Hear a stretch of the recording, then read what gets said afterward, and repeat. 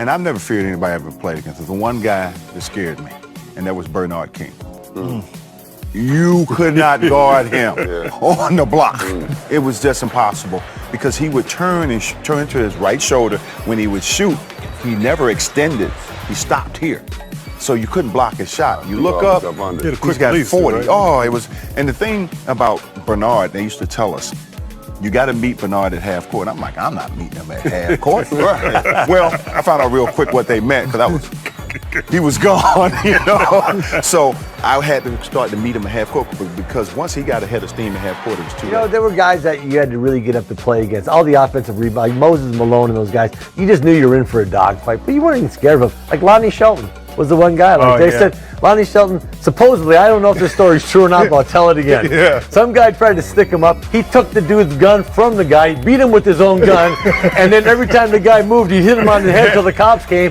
The cops came, and the robber ran to the cops like, you gotta save me from this guy.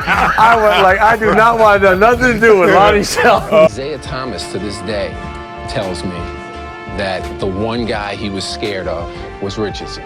He said Richardson owned him. Well, he was the sugar man. You know, he was Sugar Ray. I mean, he was sweet. You know, no moment or no stage was too big for him. Michael Ray in the backcourt, 3 seconds, 2. Michael Ray puts it up, it'll count if it goes, it does! A 3-point play, and it's all over! I used to like playing against little guards because I say it's like shooting over a chair. I used to say, oh, I'm gonna get all my jumpers off today. And this, and he was a good player, but Dana Barros. He just got rolling for some reason when he saw my face. And so, rolling. So he had his career high. He had 50 points against us. Houston. We were up like 17, 18. Us or me? No, me. No, wait. But no. Just 48 on No, wait. The best part about it. The best part about it is when Sam Cassell came to the team. He didn't know I had trouble with Dana Barros. So, first 2 or 3 plays, he get rolling. Boom, boom. I'm like, okay, I'm gonna get these 2 fouls. Right. It's not coming in. So then, Sam, so soon, foul shaving. We up. I'm like, I'm not getting the business. So then all of a sudden he's still hot. He's hit like 3 or 4 more. Boom. So screaming on the bench. Why you get him rolling? And I'm like, it's all you, baby. It's all you. So at the end of the game, he had 50. So Sam's like, they're on the reporters, and he's like, well, Kenny had 21 and I had 25. So we basically had 52. So it's even, it's a wash. Knowing that it's going to be an uphill battle. You know, I always had a tough time with little, really fast guys. And as you can see right there, he got by me pretty easy. Bubba Chuck! But he was just fearless. Oh, you know, he was fearless. I mean, he never let up. I mean, he was a warrior. You couldn't bully him. I could bully a lot of guys. You couldn't bully him. I mean, AI was my guy for sure. I'm gonna say for me, this happened in my first few years in the league. I'm gonna say Vince Carter. You know, every week I see highlights of him dunking on guys, and I was just like, man, I do not want to be on these highlights. I mean, look, this was like 3 or 4 times a week. And so, you know, when Vince came in, and this is when you had great perimeter. This was before LeBron came into the league, before Melo, these guys who are also great one-on-one.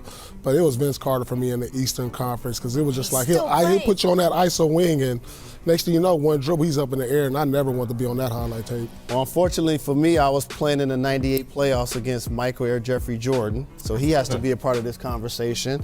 And clearly, I was present when Kobe Bryant scored 81 points, so that should probably be my answer. How about that? Jay, fight over the pick and roll, man. Come on. Well, can I get some help? Do you know what's sad about this highlight stuff? Is that every time we show any of this B-roll, it's a different play because that's how many times he was up there. But here's what I want to for real stress. That's good, Dito. Like, he wasn't thumping his chest or talking any trash because you don't get close to 81 if you start running your mouth. And so, like, he was just out there physically dominant like a man amongst boys, and we had to take it. Steve, what was that first year like? You're playing for Cotton? For Cotton Fitzsimmons. Yeah. You know, my experience was totally different than these guys because I was a, late second-round pick. I didn't know if I was going to make the league. I was on a non-guaranteed contract. And I'll never forget one of my first exhibition games. We played the Bulls. And I was just trying to make the roster. And Michael Jordan gets the ball right in front of our bench. And And I'm already scared to death. Like, God, I hope I don't get into this game. I'm not ready for this stuff. And he holds the ball out. He holds the ball out and he looks right at me. And I'm on the bench just kind of like, he holds the ball out and he goes, watch this. And he turns, he went right around Dan Marley, bam, dunks it, looks back at our bench and just starts laughing. And I'm looking like, there's no way in hell I can ever make this. Now I really don't want to. I thought he looked at you and said, 10 years from now, I'm going to throw this. Yeah. The statute of limitations up. I was terrified out there. Were you really? Yeah. You were scared of MJ? Yeah. You gave him how long? For how long? Right when you took the floor? Oh, the whole game. The one guy who gave me business every single time, and I hate him to this day, is Popeye Jones. You hate him to this day? Oh, my God. This guy, I could not stop this guy.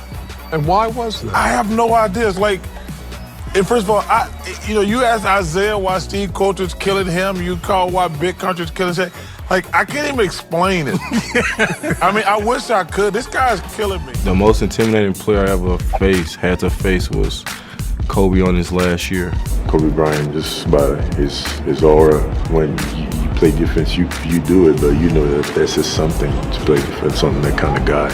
Kobe, hard to believe. Are you kidding me? Unreal! Are you kidding me? Kobe was the best competitor I ever played against. You wanted to not say nothing to him to keep him calm. I would say the most intimidating player, I ever faced was, as a rookie, KG. Probably Kevin Garnett. Kevin Garnett, KG. Look out, here he comes, double clutch, grand slam. That was always a guy that I looked up to as a little kid.